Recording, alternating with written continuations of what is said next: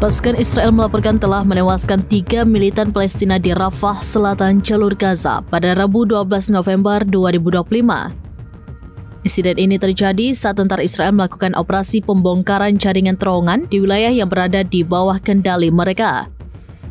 Militer Israel menjelaskan bahwa mereka mengidentifikasi 4 individu bersenjata di sisi timur garis kuning, area operasional pasukan darat Israel. Setelah proses identifikasi, pasukan melancarkan serangan dan berhasil menewaskan 3 dari 4 orang bersenjata tersebut. Militer Israel menegaskan tidak ada korban jiwa di pihak tentara mereka. Bentrokan sporadis terus dilaporkan terjadi meskipun gencatan senjata telah berlaku sejak 10 Oktober. Kedua belah pihak, Israel dan Hamas, saling melontarkan tuduhan pelanggaran terhadap kesepakatan tersebut.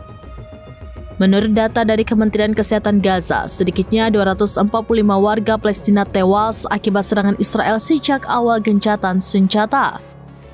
Sementara itu, militer Israel juga mencatat 3 tentaranya meninggal dunia di Gaza selama periode waktu yang sama.